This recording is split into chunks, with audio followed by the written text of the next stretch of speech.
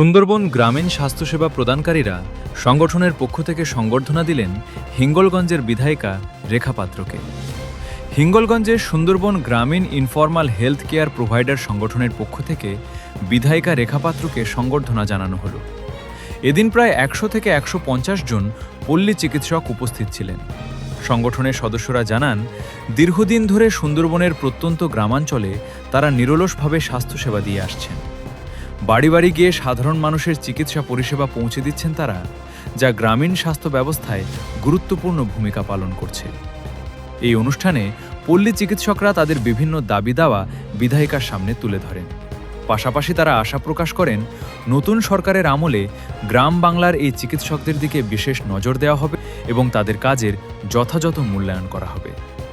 পল্লী চিকিৎসকদের বক্তব্য, সুন্দরবনের মতো দুর্গম এলাকায় তারা সাধারণ মানুষের পাশে থেকে যে পরিষেবা দিচ্ছেন, সেই কাজকে স্বীকৃতি দিয়ে সরকার ভবিষ্যতে প্রয়োজনীয় পদক্ষেপ নেবে, এই প্রত্যাশাই তাদের প্রধান দাবি। দেখুন, ওনারা যেহেতু প্রাইভেট চেম্বারে বসেন, সেই ক্ষেত্রে ওনাদের বিভিন্ন সমস্যার সম্মুখীন হতে হয়। যেমন ধরুন, কোনো একটা রাজনৈতিক দলের নেতারা এসে ওনাদের প্রাইভেট চেম্বারে এসে থ্রেট করছেন যে আপনারা এইভাবে ট্রিটমেন্ট করতে পারবেন না, কিংবা ওনাদের যে উচ্চ নেতৃত্ব যে পর্যায়ে যেনারা আছেন, ওনারা এটাও বলছেন যে কিছু কিছু মেডিসিন রুগীকে দেওয়া যাবে না, প্যারাসিটামল বা কোনো একটা ঔষধ দিয়ে ওনার কাজ মিটিয়ে দিতে হবে। ওনাদের অভিযোগ হচ্ছে যে কোনো একটা রোগী আসলে তাকে আমাদের সবটা দিয়ে আমরা চিকিৎসা করব। আমাদের যে মেডিসিনগুলো ওনার প্রাপ্য দরকার, সেই মেডিসিনগুলো আমরা দিয়ে ওনার রুগীকে আমরা সুস্থ করব। কেউ কেন আমাদের ওপরে এসে মাথামোট করবেন যে কেন আপনি এই মেডিসিনগুলো দেবেন, আপনি প্যারাসিটামল দিয়ে ছেড়ে দেবেন, এই করবেন ওই করবেন। আমাদের অভিযোগ অনেক, এবং ওনারা এখনো অবধি কোনো রকম কোনো সম্মান পায়নি সরকার দ্বারা। ওনারা ট্রেনিংয়ে তো গেছেন, এবং সেখান থেকে কিছু কিছু মানুষ সার্টিফিকেট পেয়েছেন, আবার কিছু কিছু ডক্টররা সার্টিফিকেট পাননি। একটা লিখিত একটা পিডিএফ করে একটা সই করে একটা সিগনেচার করে একটা ইয়ে করেছেন, একটা রিসিপ্ট দিয়েছেন। সেটার মাধ্যমে এটা পরিমাণিত হয় না যে ওনারা প্রকৃত ডক্টর হিসেবে ওনারা সম্মানিত হয়েছেন।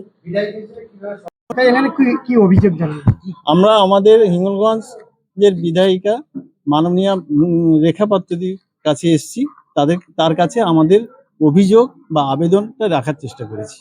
আপনার নাম? আমার নাম উৎপল আচার্য, ভান্ডারখালী ১৬৩ নম্বর বুথ খালি থেকে এসেছি। আমাদের প্রত্যন্ত গ্রামে আমরা সবার আগে পরিষেবা দিয়ে থাকি। যেভাবে মানুষ আমাদের পরিষেবা পেয়ে সুস্থ থাকেন, সেই দিকে যেন আমাদের মাননীয় মুখ্যমন্ত্রী যেন আমাদের দিকে একটু খেয়াল রাখেন, সহযোগিতা করেন, দৃষ্টি দেন। তার জন্য আমি আমার সংক্ষিপ্ত বক্তব্য শেষ করছি।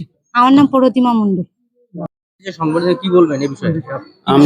আমরা দিদিকে আজকে সংবর্ধনা দিলাম আমাদের বিভিন্ন কাজের দাবি দেওয়া, এবং আমাদের দিদিকে সম্মান, আমাদের সুন্দরবন গ্রামীণ ইনফরমাল হেলথ কেয়ার প্রোভাইডারদের পক্ষ থেকে আমরা আজকে দিদিকে একটা স্মারক সম্মান দিলাম, তাকে আমরা স্মারক সম্মান জানালাম। আমাদের দাবি ছিল যে আমরা 6 মাসের ট্রেনিং পেয়েছি, সেই 6 মাসের ট্রেনিংয়ে আমাদের কোনো কাজ পাইনি বিগত সরকারের আমলে।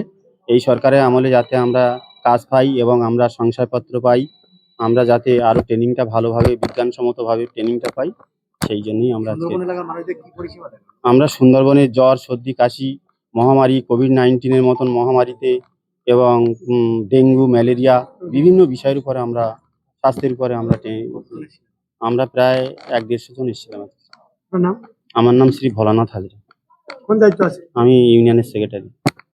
আমরা আজকে সুন্দরবন ইউনিয়নের গ্রামের পল্লী চিকিৎসকরা সব আমাদের মাননীয় বিধায়িকা রেখা পাত্র মহাশয়ের এখানে এসেছি আমাদের কিছু দাবি দাবা নিয়ে।